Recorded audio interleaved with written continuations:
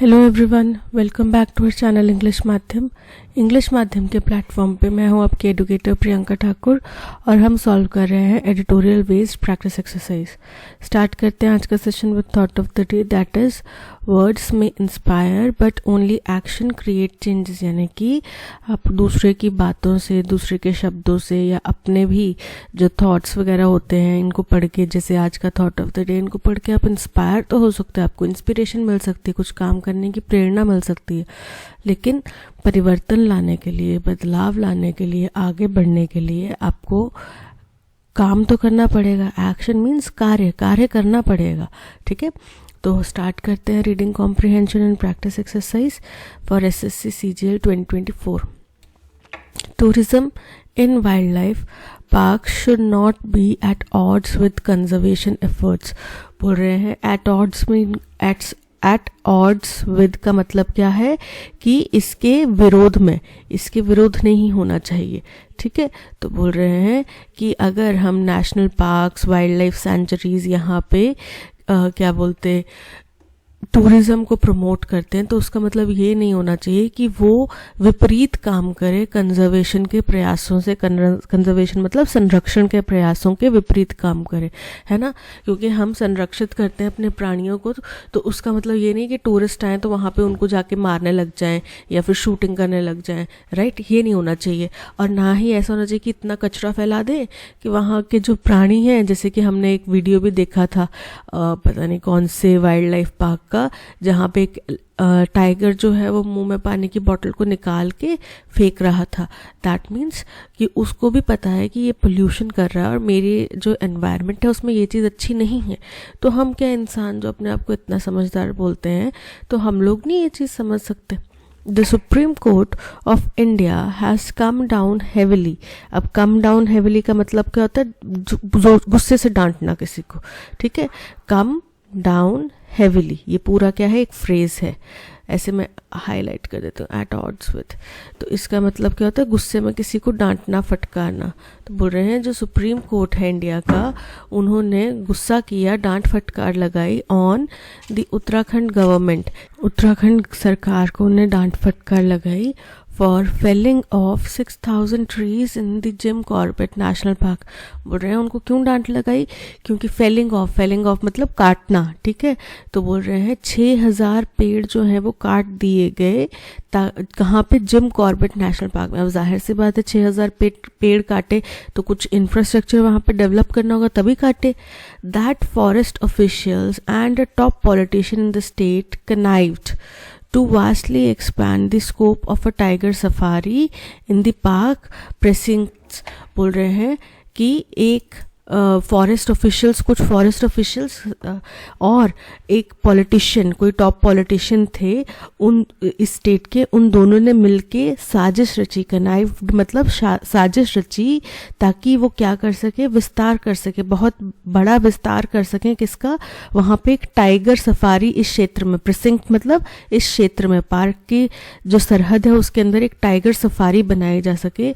Was a ट्रैवर्सिटी मतलब विकृति। ठीक है, तो बोल रहे हैं कि ये बड़ा ही गलत, डिस्टॉर्टेड रिप्रेजेंटेशन था किसका? कंजर्वेशन प्रैक्टिसेस का। यानी कि आपने कुछ गलत यहाँ पे नियमों का उल्लंघन किया है, कंजर्वेशन के लिए जो नियम है उनका उल्लंघन किया है, अकॉर्डिंग टू कोर्ट, ऐसा कोर्ट का मानना है। इन द जजमेंट बाय अ 3 जज बेंच। अब 3 जजों की बेंच थी, न्यायपीठ थी, उसके द्वारा जजमेंट पास किया गया। जस्टिस BR गवाई observed the presence of tigers in the forest is an indicator of the well-being of ecosystem। उन्होंने ये पाया, उन्होंने ये समझा कि, उन्होंने कहा कि अगर टाइगर्स रहेंगे इस फॉरेस्ट में तो इसका मतलब है कि वहाँ पे इकोसिस्टम जो है अच्छा है। ठीक है, क्योंकि वहाँ पे टाइगर्स की तादाद अच्छी है, दैट मीन्स वहाँ पे इकोसिस्टम सही है। तो हो सकता है वो ये कहना चाह रहे हो कि 6000 पेड़ काटना कोई बड़ी बात नहीं है क्योंकि इकोसिस्टम अभी बैलेंस्ड है। शायद हो सकता है वो ये बात कह रहे हो। Unless steps are taken for the protection of tigers, the ecosystem which revolves around tigers cannot be protected। बोल रहे हैं जब तक हम शेर को बचाने के लिए कदम नहीं उठाएंगे, तब तक उसके आसपास का जो पर्यावरण है, जो इकोसिस्टम है, बायोस्फीयर है, जो कि टाइगर के इर्द गिर्द घूमता है, हम उसको नहीं बचा पाएंगे। Events like illegal construction and illicit felling of trees like the one in Corbett cannot be ignored। नहीं, वो ये नहीं कह रहे, उनका पूरा स्टेटमेंट है कि अगर वहाँ पे तादाद टाइगर्स की अच्छी है, दैट मीन्स इकोसिस्टम अभी बना हुआ है, यानी कि अभी तक ज़्यादा नुकसान नहीं हुआ, हम अभी रुक सकते हैं। तो अगर हमें टाइगर्स को प्रोटेक्ट करना है तो उनके इकोसिस्टम को भी प्रोटेक्ट करना पड़ेगा। और इलीगल कंस्ट्रक्शन, ठीक है, या फिर इलिसिट का मतलब भी इलीगल ही होता है, गैर कानूनी अवैध तरीके से अगर पेड़ काटे जाते हैं, जैसा कि जिम कॉर्बेट में हो रहा है, इसको नज़रअंदाज नहीं किया जा सकता अगर हमने उनका इकोसिस्टम बनाना है तो, ठीक है। The link between political corruption and environmental damage is especially relevant in this case as the court's judgment has consequences for the management of wildlife park।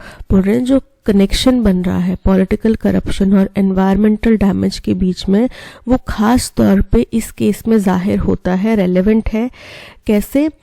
As the court's judgment has consequences, क्योंकि जो court का फैसला आया है उसके दुष्प्रभाव जो हैं, उसके जो परिणाम है, वो मैनेजमेंट, पार्क की जो मैनेजमेंट है उसके ऊपर भी पड़े हैं। Particularly on the question of whether tiger safaris in the buffer and fringe zones of wildlife parks gel well with the conservation measures.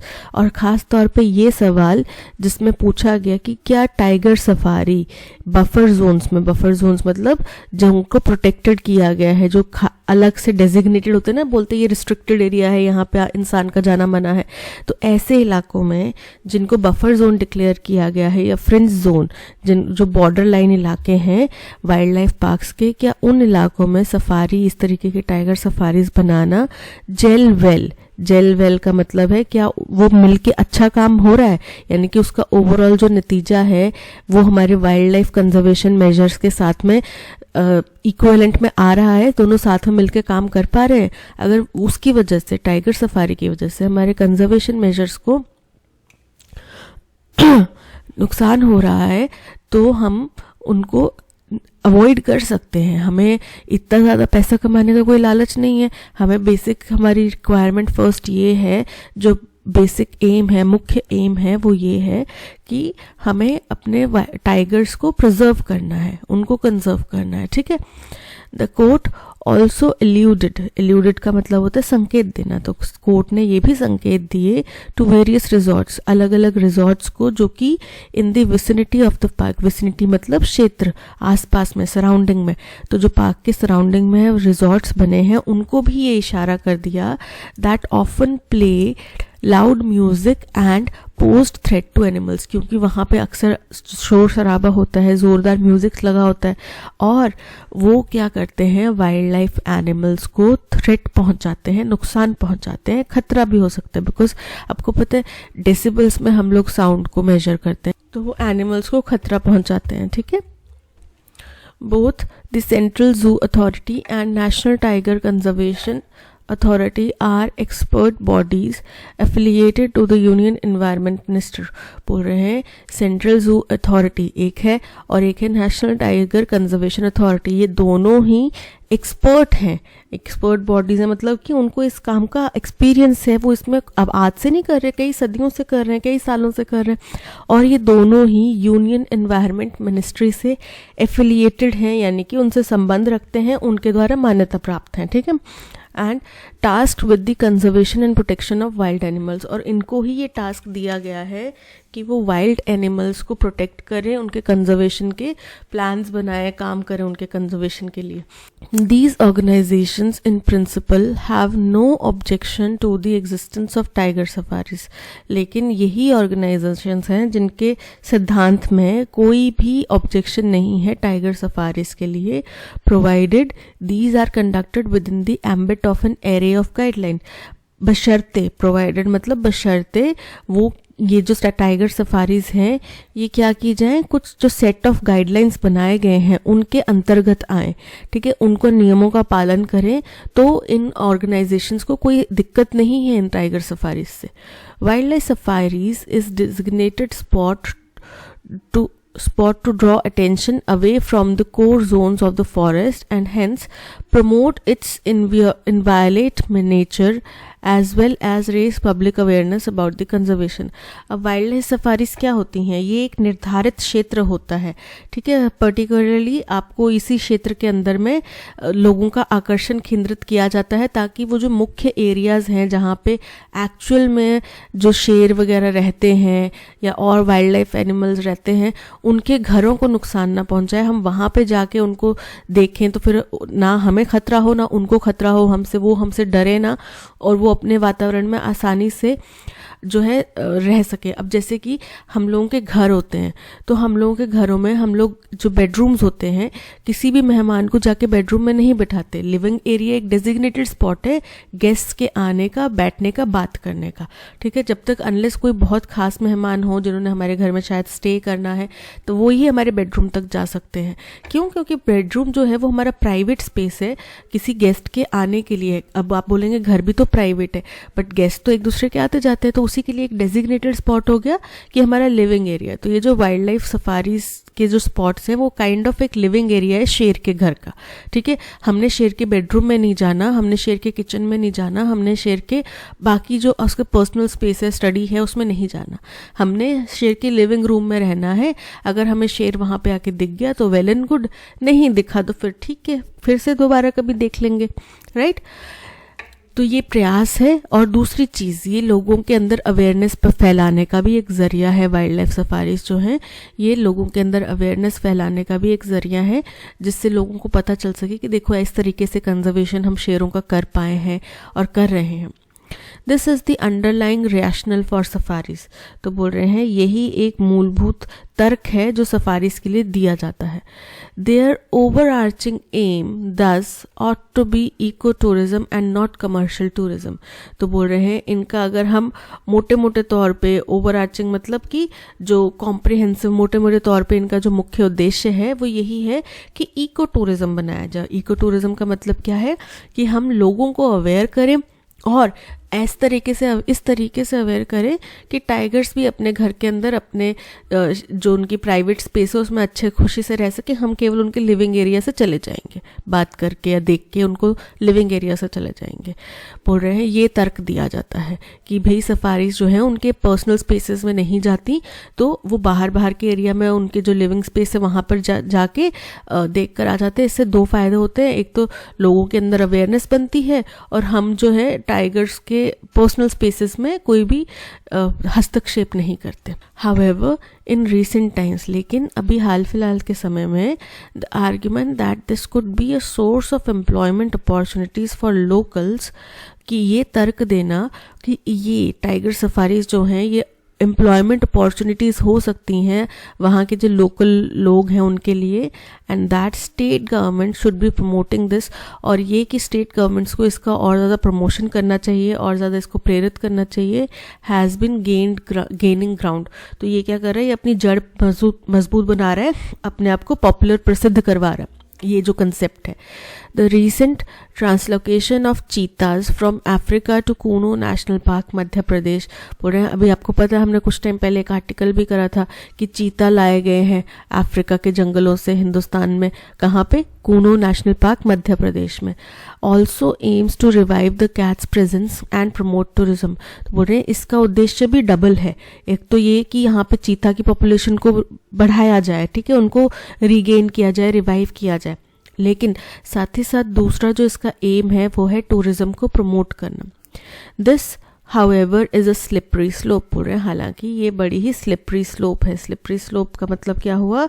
धीरे धीरे होने वाली गति है, ठीक है, धीरे धीरे होने वाली जो गिरावट है ये. And can very easily lead to political capture. और इसमें बड़े आसान से जो पॉलिटिकल लोग हैं वो अपना दबदबा बना सकते हैं. As the proceedings in the Corbett park demonstrate. जैसा कि कॉर्बेट पार्क में हुई कार्रवाई, कानूनी कार्रवाई में हमें पता चला कि किसी पॉलिटिशियन का हाथ था, वो इसको और ज़्यादा टूरिज्म सेंटर्ड बनाना चाहता था.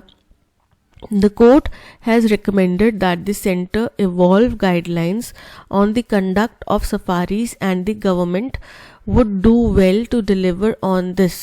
बोल रहे हैं कोर्ट ने ये रिकमेंड करा, सुझाव दिया कि केंद्र जो है अपनी गाइडलाइंस को चेंज करे, इवॉल्व करे, यानी कि समय अनुसार उसमें परिवर्तन लाए। ठीक है, ऑन द कंडक्ट ऑफ किसके ऊपर, कि सफारीज को किस तरीके से कार्य करना चाहिए, उनका क्या कंडक्ट होना चाहिए। अगर कोई सफारी वहाँ पे जा रही है तो उसमें लोगों को क्या डूज एंड डोंट्स हैं जो फॉलो करने चाहिए।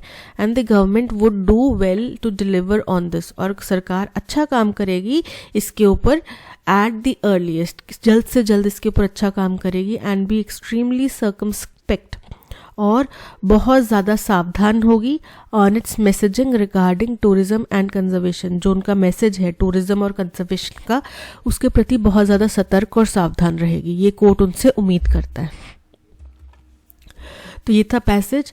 अब चलते हैं क्वेश्चन नंबर 1 की तरफ। क्वेश्चन नंबर 1 कह रहा है what is the tone of the passage regarding the Jim Corbett national park case. अब टोन कैसी है इसमें, ऑप्टिमिस्टिक नहीं है, इनडिफरेंट नहीं है, क्रिटिकल है। क्यों? क्योंकि वहाँ पे जो अथॉरिटीज़ हैं उनका लिंकअप बताया गया एक पॉलिटिशियन के साथ में, और उसके ज़रिए क्या किया गया कि बहुत सारे लगभग 6000 पेड़ जो हैं वो काट दिए गए।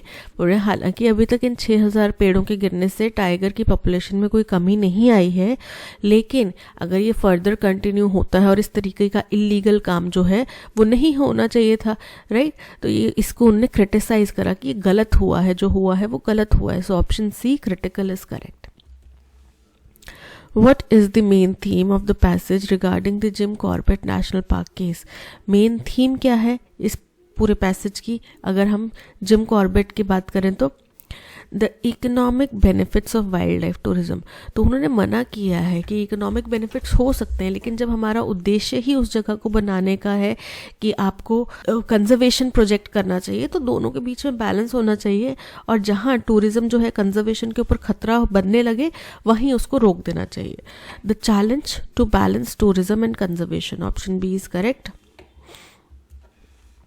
What was the primary concern of Supreme Court of India in Jim Corbett National Park case? तो मुख्य क्या कंसर्न था कि दोनों ने मिलकर साजिश करी टाइगर सफारी को एक्सपैंड करने की, जो कि बड़ी दुखद बात है। The expansion of tourism facilities in the park, the connivance between forest officials and a top politician to expand a tiger safari, option B is correct. According to Justice B.R. Gawai's observation in the judgment, what is an indicator of well-being of ecosystem in the forest? कि अगर tiger की संख्या सही है, जितनी थी उतनी है या उससे 1-2 कम है, अगर टाइगर की पॉपुलेशन वहाँ पे एग्जिस्ट करती है, दैट मीन्स कि इकोसिस्टम जो है सही है। यही कहा गवाई ने, B.R. गवाई ने। The presence of diverse range of flora and fauna, incorrect. The number of tourists visiting the wildlife parks, incorrect. The presence of tigers in the forest, option C is absolutely correct. कि जिसकी conservation के लिए वो बनाया गया है, ठीक है, वो टाइगर वहाँ पे है, वो प्रेजेंट है वहाँ पे, ठीक है। तो इसका मतलब है कि वहाँ का इकोसिस्टम अभी बरकरार है, अभी उसको डैमेज नहीं हुआ है। Evaluate the statement based on the passage about a slippery slope on the Jim Corbett National Park case, tourism and conservation। बोल रहे हैं कि इस स्टेटमेंट को एक्सपैंड करो। तो इस स्टेटमेंट का मतलब क्या था कि धीरे धीरे जो लाइफ खराब हो रही है, ठीक है, उसके बारे में बात थी कि वाइल्ड लाइफ जो है वो खराब हो रही है। फिर जिम कॉर्बेट में कुछ कांड हुआ, उसके बारे में बताया गया। The Central Zoo Authority and National Tiger Conservation Authority are under the Union Environment Ministry and support tiger safaris if they adhere to certain guidelines. Correct है ये स्टेटमेंट, पैसेज में लिखी हुई थी कि ये दोनों ही यूनियन एनवायरनमेंट मिनिस्ट्री के अंतर्गत काम करती है, और इनके जो सिद्धांत हैं उसमें कोई भी ऐसा मतभेद नहीं है कि उनको सफारिज से कोई एलर्जी है या उनको सफारिज नहीं बनवाने देना, ठीक है। लेकिन वो ये कहते हैं कि सफारिज ओके हैं हमारी तरफ से, पर वो गाइडलाइंस को पालन करे तब। The primary goal of wildlife safaris should be commercial tourism rather than ecotourism. Incorrect है, फर्स्ट स्टेटमेंट करेक्ट है। अब ये क्यों, लास्ट स्टेटमेंट जो आपने पैसेज में पढ़ी थी उसमें आपने यही चीज़ पढ़ी थी कि जो मुख्य उद्देश्य है सफारीज का, ये देखो, the circumspect on its messaging regarding tourism and conservation, नहीं ये नहीं है, ये रहा। Their overarching aim thus ought to be eco tourism and not commercial tourism, होनी चाहिए, इको टूरिज्म होना चाहिए ना कि कमर्शियल टूरिज्म, राइट। तो इको टूरिज्म होना चाहिए।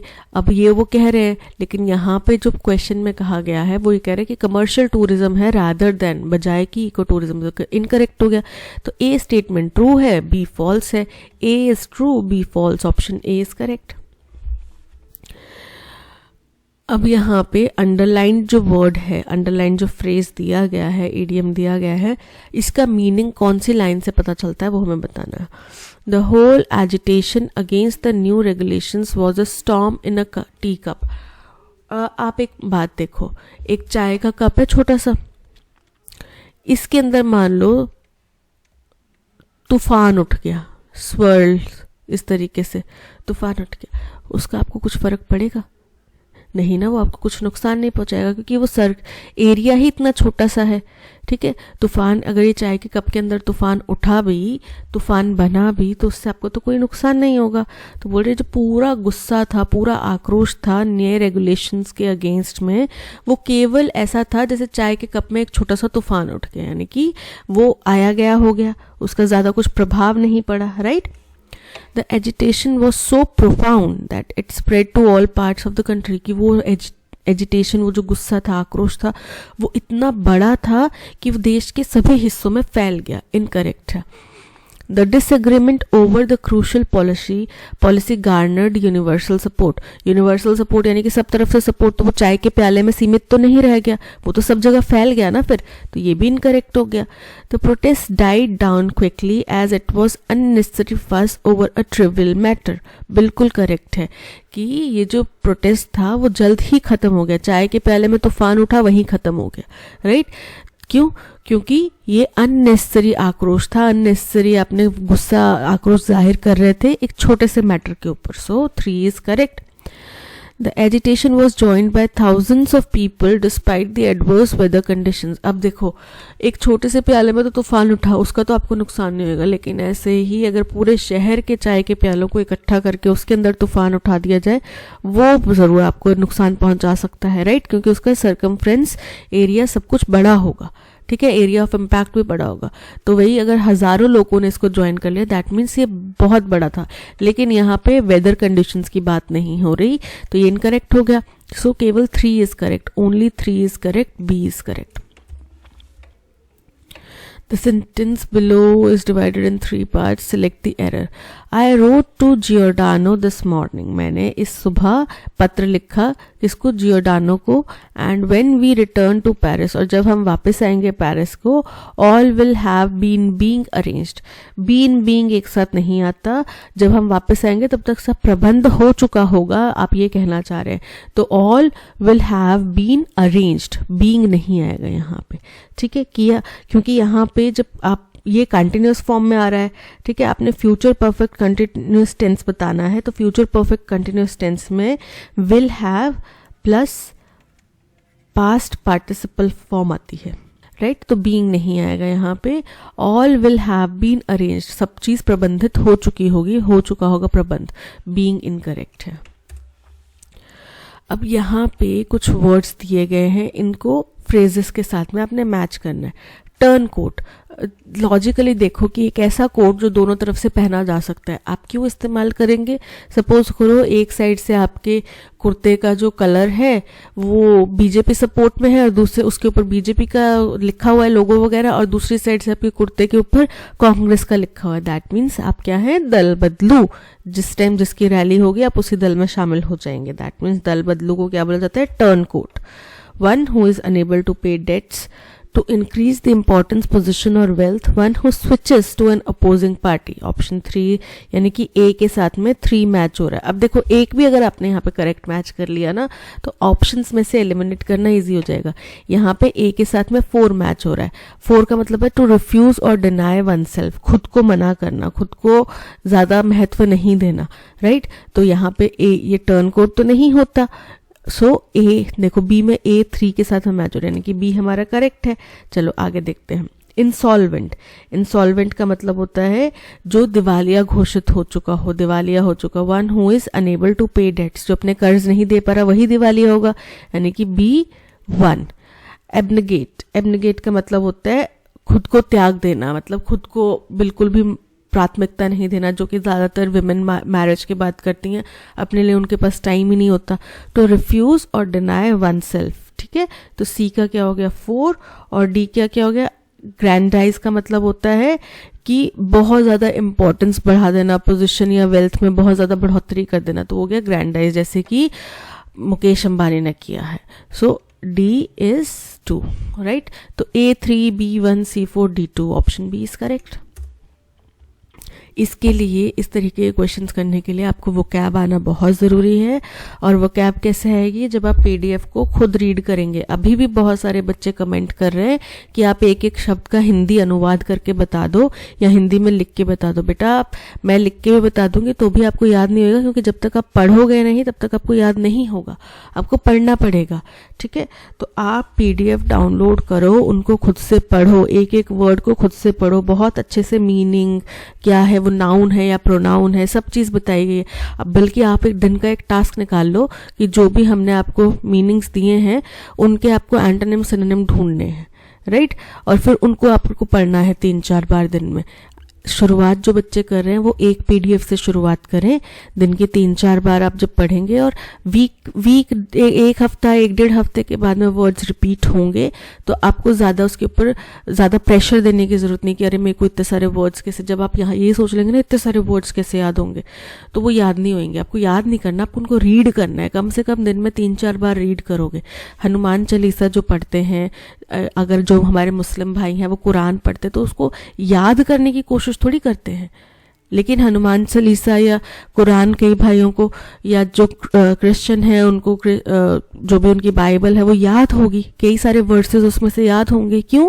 क्योंकि उन्होंने बार बार रिपीटेडली उसको पढ़ा है, ठीक है। तो आपको रिपीटेडली बस पढ़ना है, याद करने के लिए दिमाग में आंखें बंद करके अब मैं ऐसे पढ़ूंगा ऐसे पढ़ूँ, ऐसे करने की ज़रूरत नहीं है, लिखने की भी ज़रूरत नहीं है बार बार, ठीक है। द सीमिंगली डैश, अब यहाँ पे क्या है, ब्लैंक्स दिए गए हैं और नीचे उनके आंसर्स दिए गए हैं, तो हमको करेक्ट ब्लैंक में करेक्ट ऑप्शन फिट करना है। The seemingly dash humming bird, seemingly मतलब देखने में, जो देखने में बड़ी डैश होती है humming bird, is one of the toughest beast in the animal kingdom. ये एनिमल किंगडम में, जानवरों की प्रजाति में सबसे ज्यादा मजबूत बीस्ट है। Some 330 species dash in diverse and often brutal environment। तो यहाँ पे रहने की लिव की बात होगी, ठीक है। यहाँ पे सीमिंगली दिखने में छोटी सी लगती है या दिखने में नाजुक सी लगती है, वो बात होगी, क्योंकि आगे टफेस्ट बोला गया है, तो इसका विपरीत ही होगा, राइट। मिस्टीरियसली बोल रहे हैं, बड़े ही आश्चर्यचकित तरीके से। The birds are found only in North and South America, की ये पक्षी जो हैं केवल नॉर्थ और साउथ अमेरिका में पाए जाते हैं। दे आर, अपोस्ट्रोफी के बाद में जो आता है उसका पता है ना, दे आर बन जाता है। They are living dash the edge of what's possible for vertebrates, living at the edge, living के साथ में हमेशा एट आएगा, ठीक है। अब देखो ऑप्शंस में, देखो थर्ड ऑप्शन में लिविंग ऑन द एज नहीं होगा, बाय नहीं होगा, इन नहीं होगा, आप किसी जगह पे रहते हैं, लिविंग एट द एज, ठीक है। सो एट के साथ में, यानी कि हमारा ऑप्शन सी जो है करेक्ट है। हमने केवल थर्ड वाला मैच करवा लिया, तो हमारा ऑप्शन 3 सी जो है वो करेक्ट है। Edge of what's possible for vertebrates, वो उस जगह रह रही हैं जो आमतौर पे वर्टिब्रेट्स के लिए पॉसिबल नहीं है, and they are mastering it, और वो उस पर बहुत ज़्यादा पारंगत हो रही हैं। सेज कार्ल स्कुटमैन, ये कोई व्यक्ति हैं, और जर्मन डैश, जर्मन, अब उनके आगे क्वालिफिकेशन बताई गई है। हु स्टडीड अ कैप्टिव हमर दैट लिव्ड 17 ईयर्स, उन्होंने एक कैप्टिव हमिंग बर्ड को स्टडी करा, यानी कि पिंजरे में पाली जाने वाली हमिंग बर्ड को स्टडी करा जो 17 साल तक जी पाई। Imagine the dash of an organism of only 5 or 6 grams to live that long। बस सोच के देखो कि एक ऑर्गेनिज्म जो इतना छोटा है, 5 से 6 ग्राम का है, वो 17 साल जिया, राइट। तो यहाँ पे सबसे पहले आएगा, देखो सीमिंगली, अब मैंने देखा कि मेरा एट मैच हो रहा है, तो फर्स्ट है फ्रेजाइल, वल्नरेबल मतलब खतरे में, जिसको आप नुकसान पहुंचा सकते हो, रोबस्ट मतलब मजबूत, तो मजबूत और मजबूत तो नहीं आएगा साथ में, तो ये तो इनकरेक्ट हो गया। वल्नरेबल, डेलिकेट और फ्रेजाइल, ये तीनों चीजें हो सकती हैं, लेकिन आगे देखना है एंड्योर, एंड्योर का मतलब होता है सफर करना, ठीक है, तो हमें यहाँ पे पता है कि ये स्पीशीज सफ़र नहीं कर रही, अलग अलग इलाकों में जी रही हैं। ठीक है, तो एंड्योर नहीं होएगा, सर्वाइव मतलब जी रही हैं, बची हुई हैं, तो अलग अलग इलाकों में बची नहीं हुई, वो जी रही हैं। थ्राइव, थ्राइव करेक्ट बैठ गया। तो देखो दो चीज़ें हो गई, एंड्योर इनकरेक्ट हो गया, सर्वाइव इनकरेक्ट हो गया, ऑन बाय इनसे हमें पता चल ही गया था, so option C is correct. Ornithologist, ornithologist मतलब वो व्यक्ति जो इन पक्षियों वगैरह की स्टडी करता है, ठीक है, उसको बोला जाता है ऑर्निथोलॉजिस्ट। और इंड्योरेंस, इंड्योरेंस का मतलब हो गया उनका सुदृढ़ता, ठीक है, सहन शक्ति। तो यहाँ पे imagine the endurance of an organism of only 5 और 6 grams, option C is correct. एक स्टेटमेंट दी गई है, उसके बेसिस पे हमें कंक्लूजन निकालना है। She is a philatelist who can boast of a rare collection. बोल रहे हैं कि वो एक फिलैटलिस्ट है। फिलैटलिस्ट मतलब वो व्यक्ति जो टिकट्स वगैरह कलेक्ट करता है, जो कि क्या कर सके, boast of a rare collection, एक दुर्लभ संग्रह का दावा कर रही हैं। ठीक है, यह दावा कर सकती हैं, वो एक फिलैटलिस्ट है, इनके पास में बहुत सारे स्टैम्प्स वगैरह का कलेक्शन होएगा, तो उनके पास में एक दुर्लभ कलेक्शन होने का अनुमान लगाया जा रहा है, हो सकता है। She has a huge collection of stamps from all over the world. Correct है ये, क्योंकि फिलैटलिस्ट का मतलब है स्टैम्प्स होंगे उनके पास। ठीक है, she is a lover of books and possesses a fine collection. Book lover को फिलैटलिस्ट नहीं बोला जाता। It is her hobby to collect and study coins and medals. Incorrect है। Her collection of antiques is unique and very valuable. Incorrect है, क्योंकि stamps के collection को बोला जाता है philatelist. So only one is correct, option B is correct. Again phrases, one word substitute. A short pithy statement expressing a general truth or rule of conduct. वो अब सूरज पूरब से निकलता है, पश्चिम में ढलता है, ये एक छोटी सी स्टेटमेंट है जो अटल सत्य है, आप इसको बदल नहीं सकते। अनलेस धरती उल्टी घूमना ना चालू हो जाए तब तक यही सत्य रहेगा, राइट, तब तक ये चेंज नहीं होगा, राइट। तो ये एक ऐसी स्टेटमेंट है जो सच्चे है और जो छोटी सी स्टेटमेंट है जो अटल सत्य है। उसको क्या बोला जाता है, सुक्ति, जैसे बोलते हैं सुक्तियां, तो उसको क्या बोला जाता है, मैक्सिम। इंग्लिश में मैक्सिम, यानी कि ए के साथ में 3। आउटरेजियस एंड डिस्ग्रेसफुल, यानी कि कोई ऐसा व्यक्ति जो बड़ा ही गुस्सैल है और डिस्ग्रेसफुल है, ज्यादा शालीन नहीं है, तो उसको बोला जाता है एग्रेजियस। ठीक है, सो ऑप्शन 4 इज करेक्ट। यहाँ पे बी के साथ में 4। अनइंटेलिजिबल स्पीच, यानी कि कोई ऐसी बात जिसका कोई तुक नहीं बनता, आप बस बड़बड़ाए जा रहे हैं, तो उसको बोलते हैं गिब्रिश। सो सी जो है वो मिलेगा 1 के साथ में, और बच गया एक। A group of dancers, actors और परफॉर्मर्स, उनको बोला जाता है एंसेम्बल। सो हो गया डी के साथ में 2। तो A3, B4, C1, D2, option A is correct. Exemplary, exemplary मतलब बहुत ही उदाहरण से, जैसा कि ये उदाहरण के तौर पे बड़ा ही शानदार प्रदर्शन था, हम लोगों को इससे सीखना चाहिए। तो क्या होंगे, ये बड़े ही आदर्श व्यक्ति थे या आदर्श प्रदर्शन था।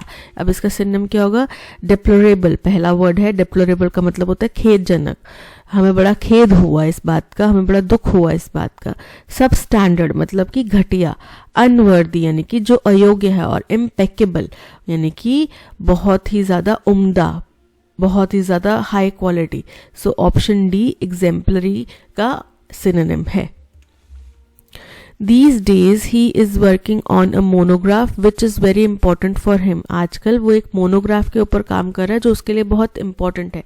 अब मोनोग्राफ का मतलब क्या होता है, एक डिटेल स्टडी करने, जिसके ऊपर किसी पर्टिकुलर एक सब्जेक्ट के ऊपर बहुत ज़्यादा डिटेल स्टडी, ठीक है, उसको बोला जाता है मोनोग्राफ। तो he is writing a memoir of his father who was a successful poet.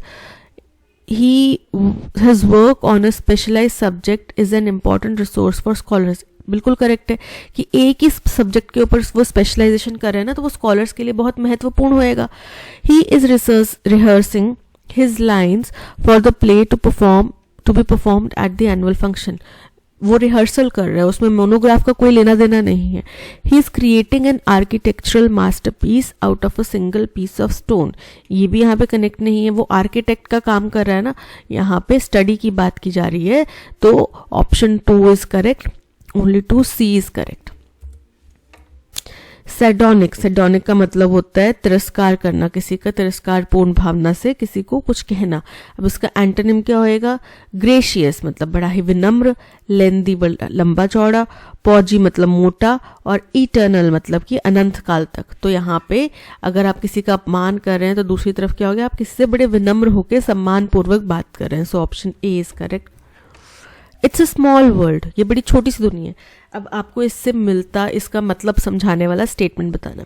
अब आप सपोज करो किसी एक व्यक्ति से आप मिले, थोड़ी बहुत आपकी बातचीत हुई, फिर उसके बाद कुछ दिनों बाद आप फिर उस व्यक्ति से किसी दूसरी जगह पर मिल गए, तो आप क्या बोले? अरे लगता है दुनिया बड़ी छोटी सी, हम फिर मिल गए, राइट? तो जब आप किसी व्यक्ति से बार बार मिल रहे हैं अलग अलग जगहों पे, तो मतलब हो गया कि आप ये कह रहे हैं कि इट्स अ स्मॉल वर्ल्ड, दुनिया बड़ी छोटी है, देखो हम फिर मिल गए।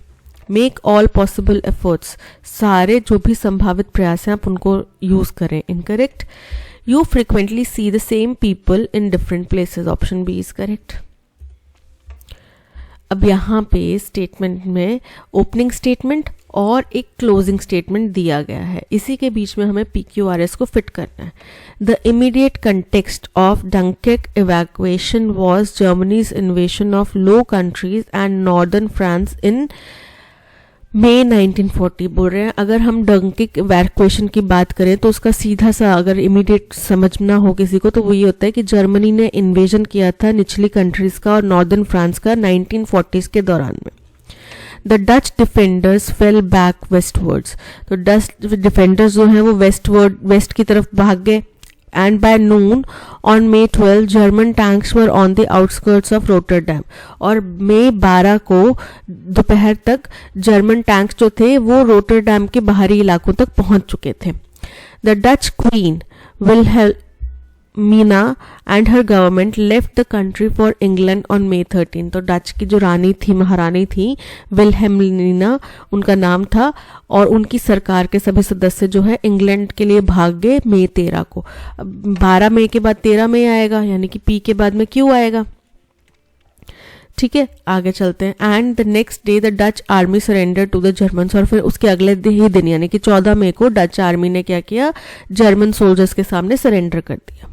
जब भाई अब हमारे राजा रानी ही भाग गए तो हम क्या लड़ेंगे? ऑन May 10 10 मई को द जर्मन ब्लिट्जक्रिग अटैक। अब ब्लिट्जक्रिग अटैक का मतलब होता है, ब्लिट्जक्रिग का मतलब होता है एकदम लाइट की गति से अटैक करना, लाइट की गति से कुछ करना, तो लाइट की गति से अटैक करना।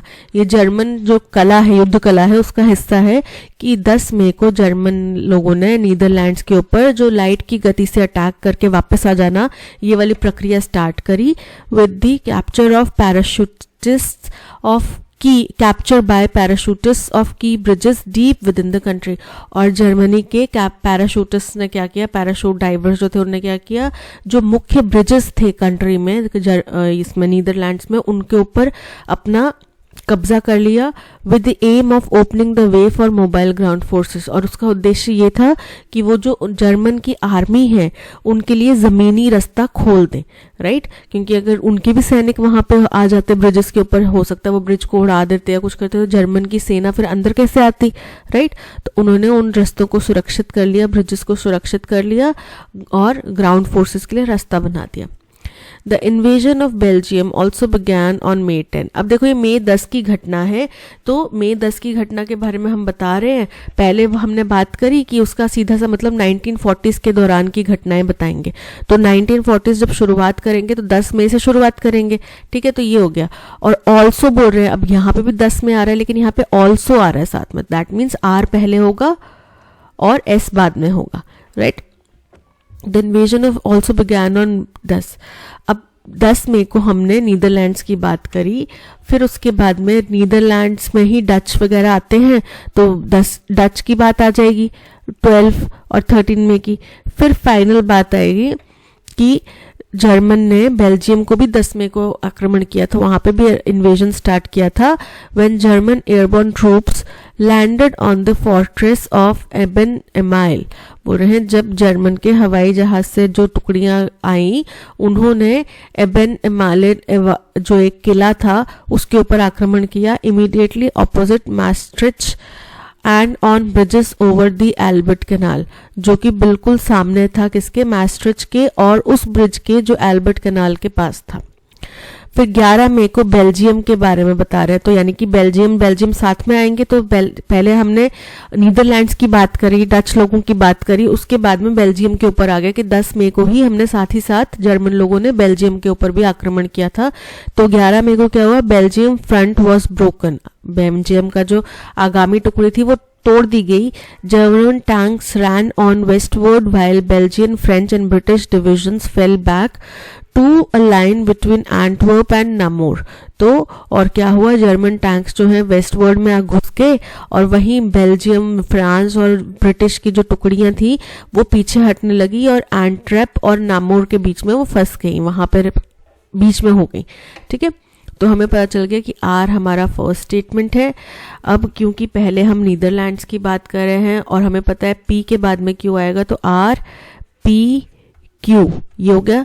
और क्योंकि बेल्जियम की बात हमने सबसे एंड में करी है, क्योंकि क्लोजिंग स्टेटमेंट में भी बेल्जियम की बात हो रही है, तो एस हमारा क्लोजिंग स्टेटमेंट से पहले आएगा 4। ठीक है, तो हमारा अरेंजमेंट बन गया R P Q S, R P Q S, S Q S, option C is correct. Subsequent generations of kings hid their tombs in the valley of kings in an attempt to elude the robbers। बोल रहे हैं राजाओं की जो आने वाली कई पीढ़ियां थी, आगे आई कई पीढ़ियां थी, उन्होंने उनकी कब्रों को, टोम्स को वैली ऑफ किंग्स में छुपा के रखा ताकि वो रॉबर्स से उनको बचा सके, ताकि रॉबर्स जो है, लुटेरे जो है, उनको लूट ना ले जा सके। The most imposing tombs are famous pyramids shaped like the sacred mound where the gods first appeared in the creation story। बोल रहे हैं जो सबसे ज्यादा प्रसिद्ध टोम्स हैं वो है फेमस पिरामिड्स की, जहाँ पे जो कि एक माउंड की तरह शेप करती हैं। ठीक है, ट्रायंगल शेप में होती हैं। वेयर द गॉड्स, जहाँ पे उन पत्थरों के ऊपर पहली दफा गॉड्स जो हैं वो क्रिएशन स्टोरीज में आए, पहली दफा गॉड्स का मेंशन किया गया। The ongoing deciphering of hieroglyphic writings, hieroglyphic writing मतलब चित्रों के आकार में, कुछ शेप्स के आकार में जो लिखा पढ़ी की गई है उस पे। तो डिसाइफरिंग मतलब डिकोड करना, तो जो अभी एक डिकोडिंग चल रही है हायरोग्लाइफिक राइटिंग्स की, and research on the life of the peasants is answering several questions of Egyptian culture.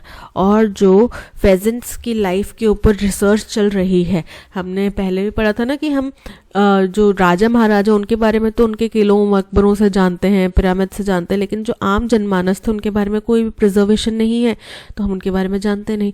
तो उन रिसर्च से इजिप्शियन कल्चर के बारे में बहुत सारे सवालों के जवाब हमें मिल रहे हैं।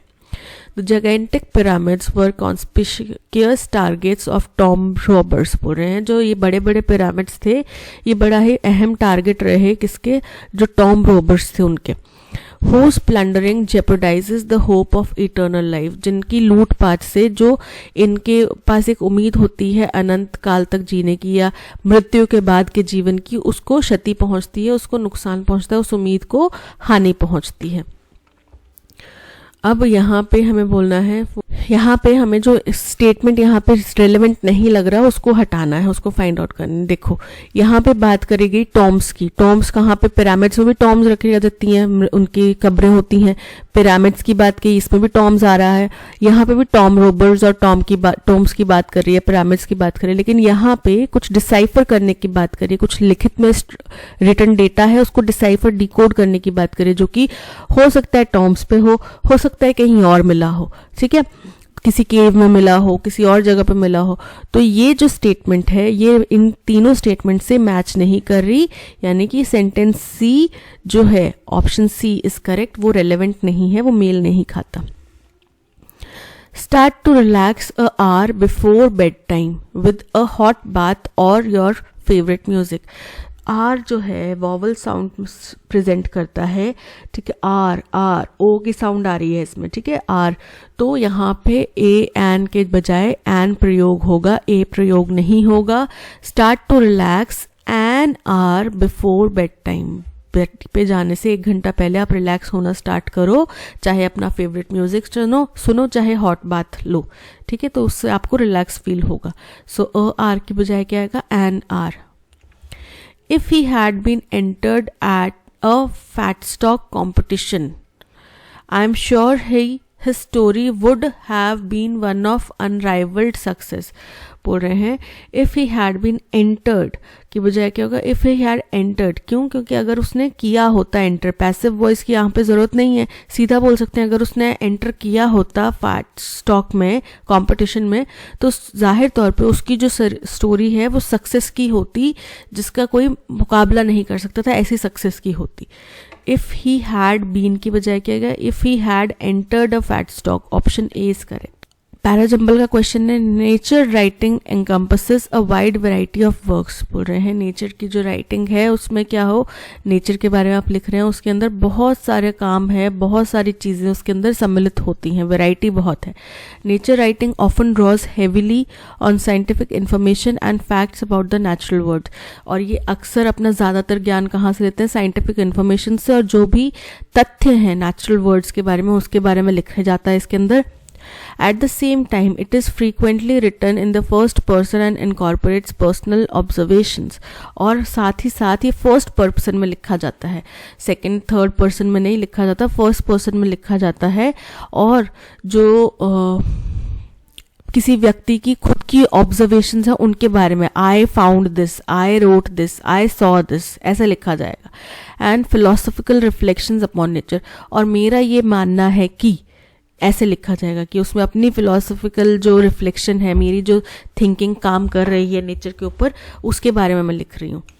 Nature writing is non fiction और फिक्शन, प्रोज और पोएट्री अबाउट नेचुरल इन्वायरमेंट. अब नेचर राइटिंग के बारे में बताया कि ये क्या हो सकता है, नॉन फिक्शन भी हो सकता है, फिक्शन भी हो सकता है, प्रोज भी हो सकता है, पोएट्री फॉर्म में भी हो सकता है, नेचर और इन्वायरमेंट के बारे में. These include natural history essays. इसमें हिस्ट्री के ऊपर एसेज, नेचर की हिस्ट्री के ऊपर essays, poetries, essays of solitude और एस्केप, किसी के अकेले रह जाने के या किसी के बच के निकलने के, ऐसी चीज़ें भी हो सकती हैं. As well as travel and adventure writing, ये सब चीज़ शामिल होती हैं.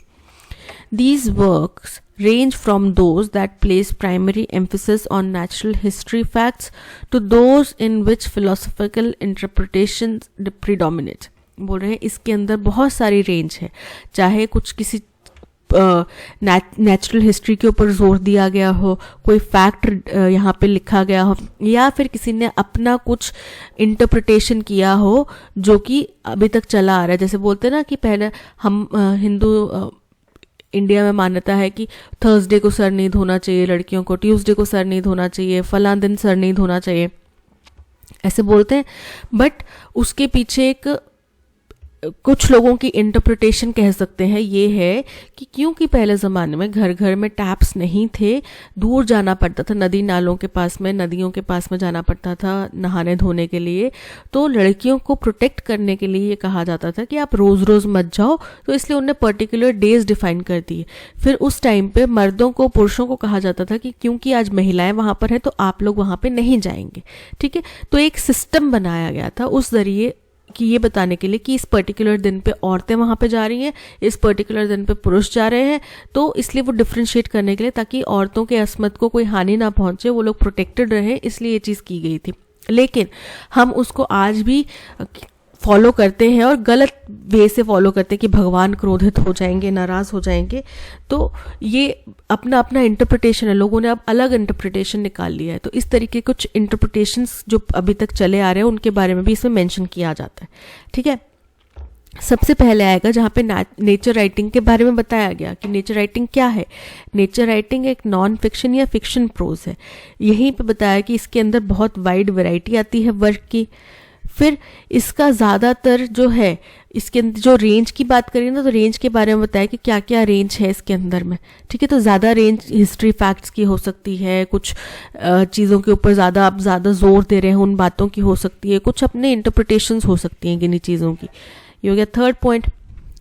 उसके बाद में आएगा कि इसके अंदर क्या क्या शामिल है, हिस्ट्री के ऐसे शामिल है, पोइट्री, ये सब चीज़ें शामिल है. ये हो गया फोर्थ पॉइंट.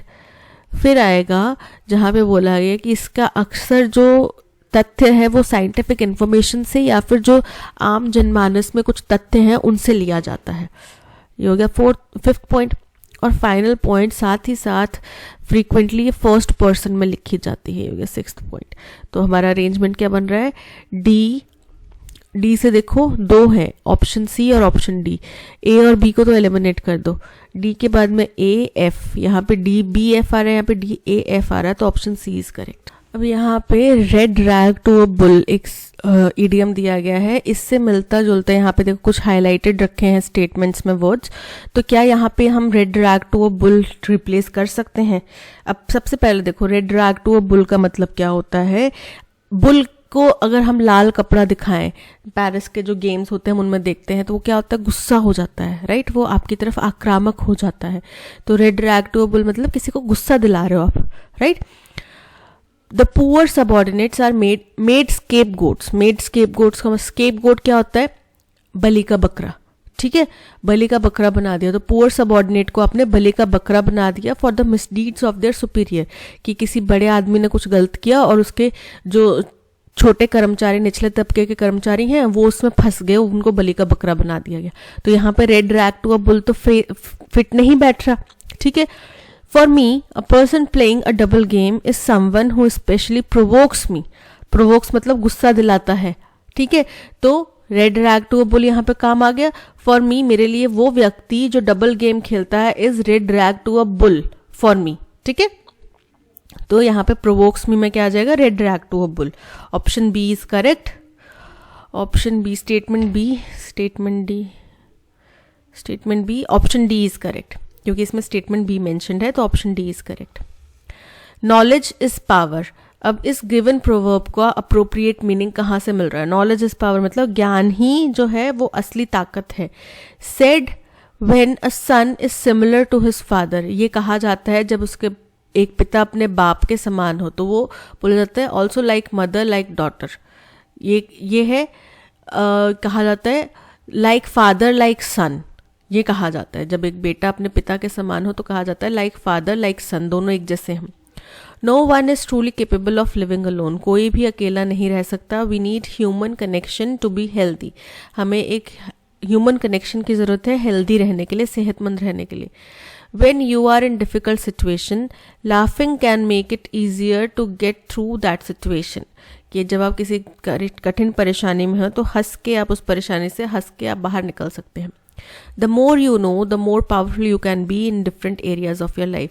जितना आप जानेंगे उतना ही ज़्यादा पावरफुल बनेंगे अलग अलग एरियाज में अपने जीवन के। तो बिल्कुल करेक्ट है, नॉलेज इज पावर। तो नॉलेज जानने से आएगी और उतने ज़्यादा पावरफुल बनेंगे। Option D is correct. अब यहाँ पे एक स्टेटमेंट दी गई है, इसको हमें करेक्ट ब्लैंक में फिट करना है, ठीक है। As a result they held a trial and sentence Socrates to death. इसके परिणाम स्वरूप उन्होंने कानूनी प्रक्रिया करी, ठीक है, और सॉक्रेट्स को मृत्युदंड दे दिया। Socrates has many disciples and the greatest of these was Plato. Socrates के बहुत सारे शिष्य थे और उनमें से सबसे बड़ा था Plato. Plato wrote several books which have come down to us. उन्होंने बहुत सारी किताबें लिखी जो आज तक हमारे पास मतलब हम लोगों तक पहुंच चुकी हैं, हम पीढ़ी दर पीढ़ी हमारे पास पहुंची हैं। Dash it is through these books that we know a great deal of his teacher Socrates. तो इन्हीं किताबों के ज़रिए हमें पता चला कि उनके टीचर की एक बहुत बड़ी कुछ बात हमें पता चली। The Athenian government, जो एथेंस की गवर्नमेंट थी, सरकार थी, just after the time of Pericles did not like the methods of Socrates. पेरिसल्स के टाइम के बाद में जो उनकी सरकार थी, एथेन में जो सरकार बनी, पेरिसल्स के टाइम के जस्ट बाद में जो सरकार बनी, उस सरकार को सॉक्रेट्स की टीचिंग मेथड्स पसंद नहीं थे।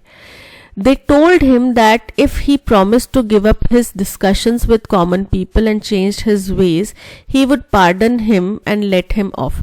तो pardon him उसको माफ कर देगा और उसको छोड़ देगा तभी होगा जब उसको सजा सुना दी गई होगी, राइट? तो बोल रहे हैं कि उनको उनकी टीचिंग पसंद नहीं थी, जिसके परिणाम स्वरूप as a result they held a trial and sentence Socrates to death.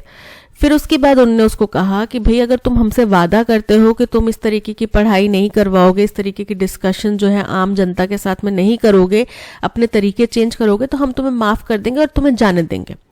Dash but Socrates refuse to do so and prefer to drink the cup of poison. लेकिन सॉक्रेट्स ने मना कर दिया कि मैं ऐसा नहीं कर सकता और बोला कि इससे बेहतर तो मैं जहर का प्याला पी लूं, which brought about his death, जिसने उनको मृत्यु दी, to giving up what he considered to be his duty, बजाय कि ये करने के कि वो गिव अप कर दें, मना कर दें वो काम करने से जो उनको लगता था कि मेरी ड्यूटी है। वो काम करने से मना करने के बजाय उन्होंने जहर का प्याला पी के अपनी जान देना बेहतर समझा। तो हमें पता चल गया कि यहाँ पे टू ब्लैंक जो है इसके अंदर ये as a result they held a trial, क्योंकि उनको उनकी पढ़ाई जिस तरीके से वो पढ़ाते थे वो पसंद नहीं था, टीचिंग मेथड्स उनको पसंद नहीं थे, इसलिए उन्होंने उसके ऊपर केस कर दिया और उसको मृत्यु की सज़ा सुना दी। ठीक है, बाद में उसके सामने ऑफर भी रखा कि भाई अगर तुम ये काम कर देते हो तो हम तुम्हें जाने देंगे, जिसके लिए उन्होंने मना कर दिया, सॉक्रेट्स ने मना कर दिया और उन्होंने मृत्यु को खुशी खुशी स्वीकार कर लिया। तो blank 2 option A is correct. Chasing the white Stag through the forest, never catching it of course, for it is a creature of legend. तो यहाँ पे अगेन स्टेटमेंट 4 पार्ट्स में डिवाइड है और बताना है कि कहाँ पे एरर है। वाइट स्टैग, स्टैग क्या होता है? स्टैग एक तरीके से हिरण की भी प्रजाति का एक होता है, थोड़ा उससे बड़ा और भारी होता है और उसका जो गले वाला इलाका है, नेक वाला जो बैक नेक वाला इलाका है वो काला होता है और आगे चेस्ट वाला जो पोर्शन है वो वाइट होता है। ठीक है, तो उसको बोल देते हैं स्टैग तो बोल रहे हैं। और अगर वाइट पूरा वाइट स्टैग हो तो ये काल्पनिक कथा है, पूरा वाइट स्टैग नहीं होता, दिखा नहीं जाता। तो अगर आप किसी सफ़ेद स्टैग को जंगल में भटक के कैच करने की कोशिश कर रहे हो, उसको कभी पकड़ नहीं पा रहे, तो ये जाहिर बात है क्योंकि ये एक माइथोलॉजिकल लेजेंड का क्रिएचर है, माइथोलॉजिकल क्रिएटर है, ये असल में नहीं होता। तो इस स्टेटमेंट में कोई भी ग्रामेटिकल या स्पेलिंग एरर नहीं है, सब करेक्ट है, no error, option A is correct. Inertia मतलब लेजीनेस, कुछ नहीं करने की इच्छा जाहिर करना, तो इसका सिनोनिम क्या होएगा? आर्डर। आर्डर का मतलब होता है उत्साही। ज़ील अगेन जोश। आइडलनेस मतलब स्थिरता। स्टैमिना मतलब सहन शक्ति या फिर एनर्जी आपके अंदर कितनी है उसको बोलते हैं स्टैमिना। तो इनर्शिया जब निष्क्रियता है तो आइडलनेस भी निष्क्रियता है, एक जगह पे स्थिर रहना। सो ऑप्शन सी जो है इसका करेक्ट सिनोनिम है, option C is correct. That's all, आज के सेशन में इतना ही। Thank you so much for watching. अगर कंटेंट पसंद आया हो तो लाइक शेयर और सब्सक्राइब ज़रूर कीजिएगा। मिलते हैं नेक्स्ट सेशन में। Till then keep learning and keep practising. Bye bye.